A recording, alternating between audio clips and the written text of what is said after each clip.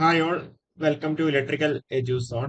അപ്പോൾ നമ്മൾ ഇന്നൊരു ന്യൂസ് പേപ്പർ ഫീഡുമായിട്ടാണ് വന്നിട്ടുള്ളത്.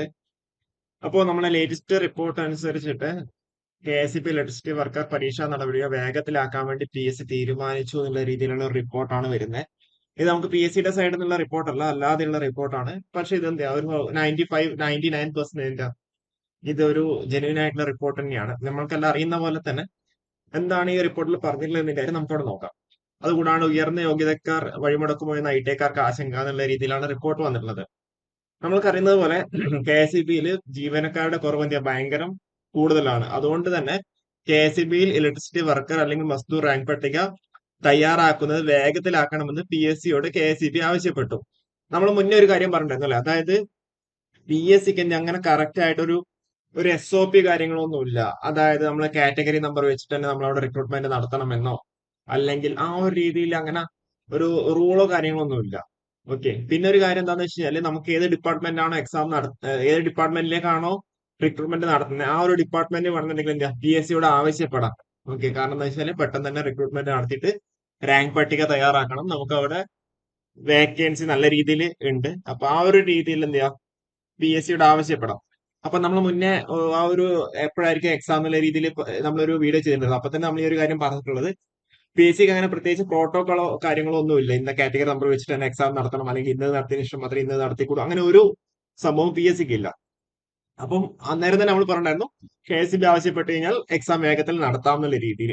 അപ്പം നമുക്കിപ്പോ കിട്ടുന്ന റിപ്പോർട്ട് അനുസരിച്ചിട്ട് KSEB PSCയോട് ആ ഒരു രീതിയിൽ ആവശ്യപ്പെട്ടു എന്നുള്ള രീതിയിലുള്ള റിപ്പോർട്ടാണ് നമുക്കവിടെ വരുന്നത്. കാരണം KSEB ജീവനക്കാരുടെ കുറവ് രൂക്ഷമായതിനാലാണിത്. പരീക്ഷ വേഗത്തിൽ നടത്തി റാങ്ക് പട്ടിക തയ്യാറാക്കാനുള്ള ശ്രമം PSC ആരംഭിച്ചിട്ടുണ്ട്. സെപ്റ്റംബറിലോ ഒക്ടോബറിലോ പരീക്ഷ നടത്താനാണ് ഒരുങ്ങുന്നത്. അടുത്ത വർഷം ആദ്യം തന്നെ റാങ്ക് പട്ടിക നിലവിൽ വരുന്ന വിധത്തിലാണ് തയ്യാറെടുപ്പ്. അപ്പൊ ഇത് നിങ്ങൾ ശ്രദ്ധിക്കേണ്ട ഒരു കാര്യം, സെപ്റ്റംബറിൽ ഉണ്ടെന്നുണ്ടെങ്കിൽ നിങ്ങൾക്ക് അടുത്ത 2 ദിവസത്തിനുള്ളിൽ നിങ്ങൾക്ക് അത് കൺഫർമേഷൻ കൊടുക്കാനൊക്കെ വരുന്നുണ്ടാവും.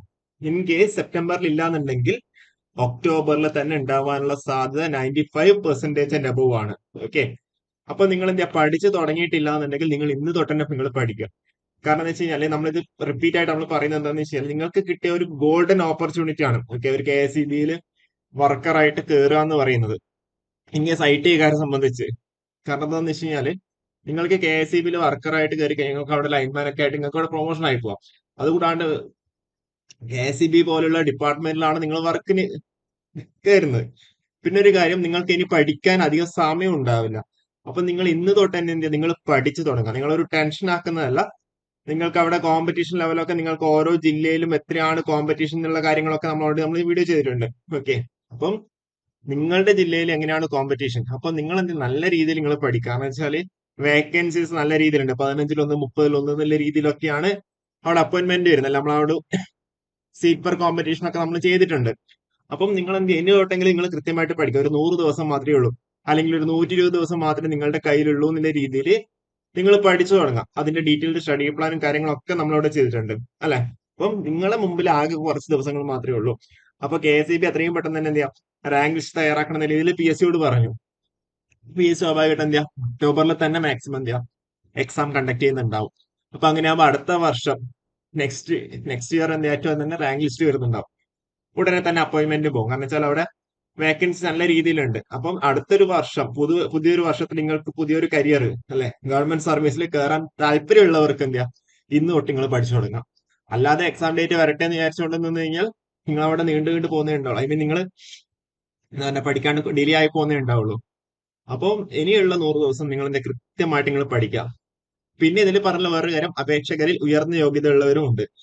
ഈ തസ്തികയിലെ വിജ്ഞാപനത്തിന് ഇത്തവണ ഉയർന്ന യോഗ്യത അയോഗ്യതയാക്കാത്തതിൽ ITIക്കാർക്ക് നിരാശയിലാണ്. SSLC വിജയം, ഇലക്ട്രീഷ്യൻ, വയർമാൻ ട്രേഡിൽ 2 വർഷത്തെ സർക്കാർ അംഗീകൃത നാഷണൽ അല്ലെങ്കിൽ സ്റ്റേറ്റ് ട്രേഡ് സർട്ടിഫിക്കറ്റ് എന്നിവയാണ് വിദ്യാഭ്യാസ യോഗ്യതയായി വിജ്ഞാപനത്തിൽ ഉണ്ടായിരുന്നത്. ഇതിന് പുറമെ ഫിസിക്കലും ഉണ്ട് അല്ലെ, ശാരീരിക യോഗ്യതകളും ആവശ്യപ്പെട്ടിട്ടുണ്ട്. അധിക യോഗ്യത അയോഗ്യതയായി പറയാത്തതിനാൽ MTech, BTech, ഡിപ്ലോമ യോഗ്യതയിലുള്ളവരും ഈ തസ്തികയിലേക്ക് അപേക്ഷിച്ചിട്ടുണ്ട്. ഓക്കെ. KSEBയിലെ താഴ്ന്ന ലെവൽ തസ്തികയാണ് വർക്കർ അല്ലെങ്കിൽ മസ്ദൂർ. അതിലേക്ക് ഉയർന്ന യോഗ്യതയുള്ളവർ അപേക്ഷിച്ചത് ട്രേഡ് സർട്ടിഫിക്കറ്റ് മാത്രമുള്ളവരുടെ സാധ്യത നഷ്ടപ്പെടുമെന്നാണ് ഇവരുടെ ആശങ്ക. ഉയർന്ന യോഗ്യതക്കാർ ഈ ജോലി ലഭിച്ചാൽ അത് സ്വീകരിക്കാതെ മാറി നിൽക്കാനും സാധ്യതയുണ്ട്. അത് നിയമനങ്ങളിൽ കാലതാമസം ഉണ്ടാക്കും. വർക്കർ വിജ്ഞാപനത്തിൽ 14 ജില്ലകളെ ഇത് ഓൾറെഡി നമ്മൾ റിപ്പോർട്ട് ചെയ്ത കാര്യങ്ങൾ തന്നെയാണ്. ഓക്കെ. അധിക യോഗ്യത മുൻപ് അയോഗ്യത, അത് കഴിഞ്ഞ പ്രാവശ്യത്തെ റിക്രൂട്ട്മെന്റിലായിരുന്നു ഈ ഒരു കാര്യം പറഞ്ഞിട്ടുള്ളത്. ഓക്കെ. വേറെ പ്രത്യേകിച്ച് ഇമ്പോർട്ടന്റ് കാര്യങ്ങളൊന്നുമില്ല. ഇതൊക്കെ നമ്മൾ ഓൾറെഡി വീഡിയോ ചെയ്തത് തന്നെയാണ്. ഓക്കെ. അപ്പൊ ചെറിയൊരു ഇൻഫർമേഷൻ പാസ് ചെയ്യാൻ വേണ്ടിയിട്ടാണ്. അപ്പൊ നിങ്ങൾ പഠിച്ചു തുടങ്ങിയില്ല എന്നുണ്ടെങ്കിൽ നിങ്ങൾ ഇന്ന് തൊട്ട് തന്നെ നിങ്ങൾ പഠിച്ചു തുടങ്ങാം. എക്സാം എപ്പോ വേണമെങ്കിലും ഉണ്ടാവും. ഇത് നിങ്ങളെ ടെൻഷൻ അടിപ്പിക്കുന്നതല്ല, പക്ഷെ എന്താ ഒരു സിറ്റുവേഷൻ നമ്മൾ പറഞ്ഞതാണ്. ഓക്കെ. അപ്പൊ ഇതിന്റെ കൂടുതൽ വീഡിയോസ് ആയിട്ട് വീണ്ടും വരാം. Okay, thank you.